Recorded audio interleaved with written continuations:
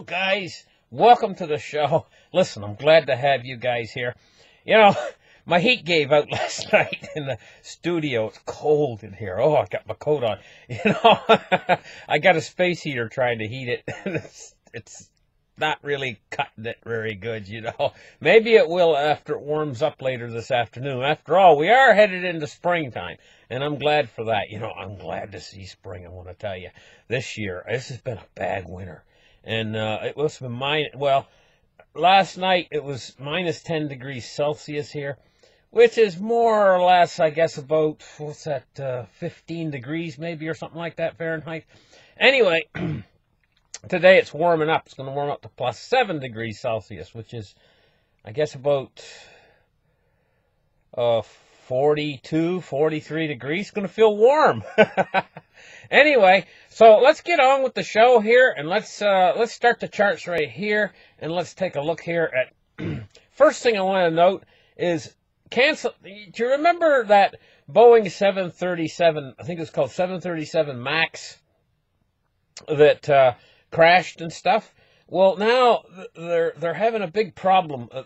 People do not want to fly in Boeing 737s, especially Boeing 737 Maxes, and they got a tremendous amount of orders for these planes. And the reason why is, you know how with automobiles, they'll have like a car that the manufacturer sells the most of is a mid-size car. Like in Honda, it would be the Honda Civic. Now the Accord is a little bit bigger car, the Accord. And they have a little bit smaller car, I think called a Fit or something. People don't buy as much of those real big ones or real small ones. The ones they buy the most is the Civic. And the same way with Toyota. Toyota's got their big car, the Camry. And they've got their little tiny car. I think it's an Echo or something, little tiny thing, you know. And then they got the mid-size car, which is the Corolla. People buy it more of the mid-size cars. Well, it's the same way with these airplanes. This is a big mid-size jet capable of flying all the way across the country. But it's not the big, huge jet. It's not the big, super large Airbus. It's the mid-size jet. And evidently they have an awful lot of orders for these things. $600 billion in orders they have for this particular jet. And cancellation chaos, it says. $600 billion in Boeing 737 maximum orders at risk. This will have an effect on jobs. It'll have an effect on the economy because it's $600 billion. That's a lot of money. You know, we're talking here.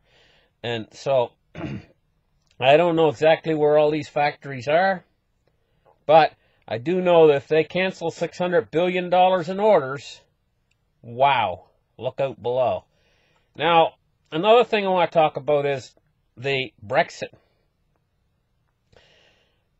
It's doing exactly what I said it would do. When I came on with that show, before these votes came in, I said it would go in this direction. Now, if it continues to follow the way I said it was going to go, they will delay the Article 50 in the UK's departure from the European Union. They'll delay it for 3 months. This is the worst possible thing that they can possibly do if you're talking about the economy. Because what it's going to do is, it's going to create this same situation we had for the last 3 months that slowed down the British economy tremendously. Companies are scared. They start to move out and everything. People are scared. They don't want to spend money because they're scared of what the future's going to hold while they're in this limbo.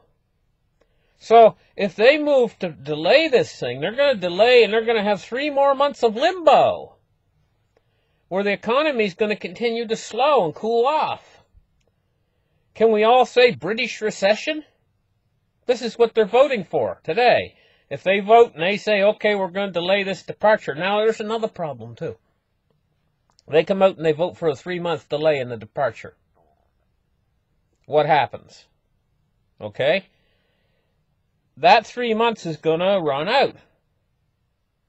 And as they get closer and closer to that end of the 3 months, they're going to be facing the same problem they faced this time. Except it's going to be harder to get another delay. I mean, next time? What are they going to deal with it? They're going to have to deal with it eventually.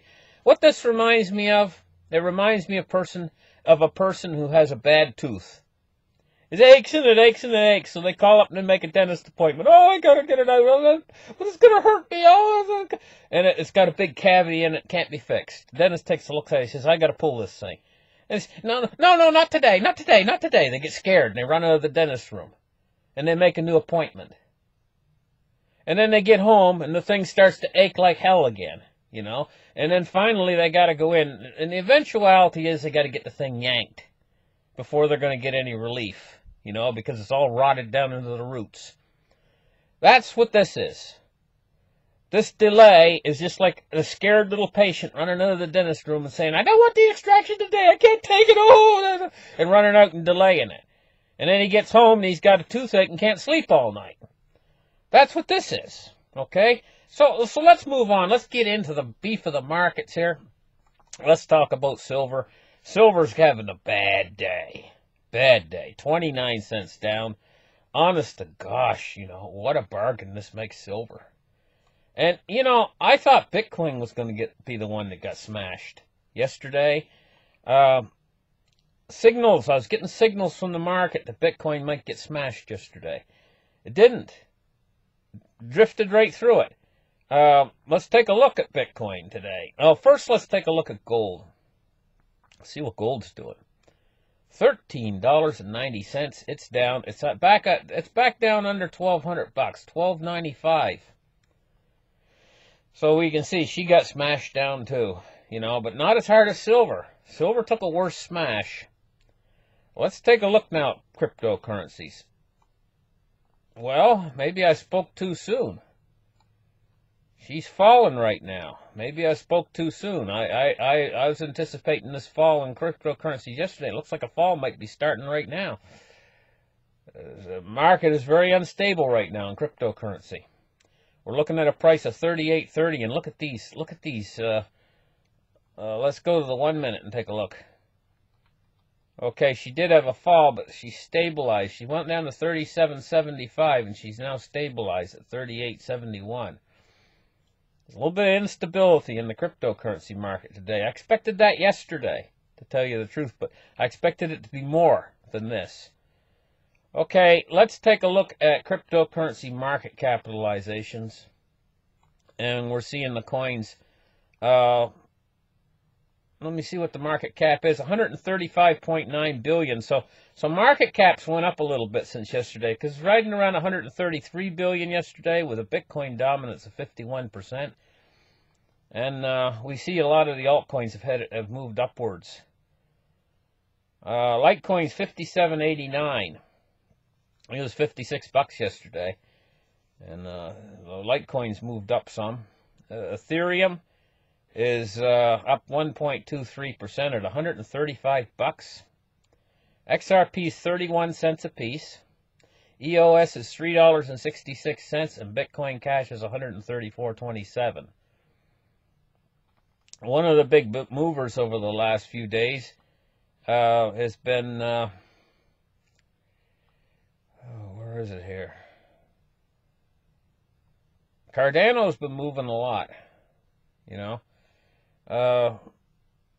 2.31% today, and she's shooting upwards right now. Cardano is. Anyway, let's move on with the markets and take a look at what the Dow Jones is doing. It's been roughly fairly stable along here. It had a high in this Goldilocks rally, had a high of 26,091, and now it's 25,671. It's down 12 points on the day so far, and gonna have to keep our eye on the Dow. What created this huge upsurge in the market was corporate debt. The corporations, you know, they're buying their own stock, they're doing stock buybacks, and the shareholders are all getting rich off of this in these corporations. But there's trillions and trillions of outstanding debt in the corporations right now. And what this reminds me of, it reminds me of the margin debt that people took on back in the 1920s, back around 1929. They had a tremendous amount of margin debt that was propping up the market. Now we got corporate debt that's propping up the market. It's the same situation. The market could completely roll over and cause a tremendous situation in the financial markets. Now let's take a look here at crude oil, up 32 cents on the day. 58.58. Bonds and rates. We're looking at rising bond yields today, but only marginally. But all the way across the whole yield curve, we're looking at rising bond rates. The 3-month is 3.45%. The U.S. 2-year is 2.45. The U.S. 5-year is 2.42. The U.S. 10-year is 2.61. And the U.S. 30-year is 3.01. These bond yields are extremely low right now. There's been tremendous buying in the bond market, and this is a flight to safety because these investors, you know, they're scared right now. They're scared what the future holds. They see a recession coming. They see it coming fast. I see Great Britain slipping into a recession in the next quarter because of this Brexit deal. Excuse me. I see Great Britain slipping. It's so cold in here. Oh my goodness, it's like a meat locker. I see Great Britain slipping into a recession. And I also see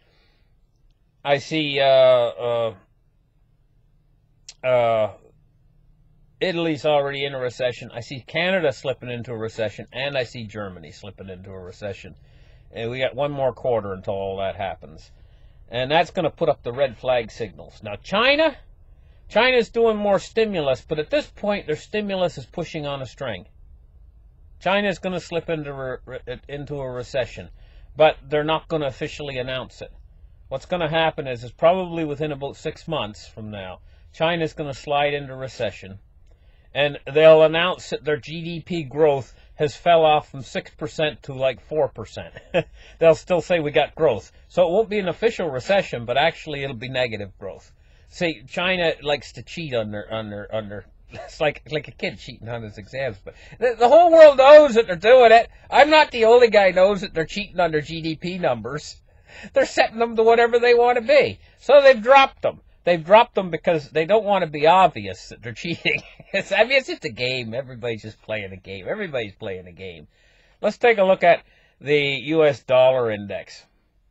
96.78. We're looking at a rising dollar today, but the dollar hasn't risen that much to cause this precipitous fall off in gold and silver.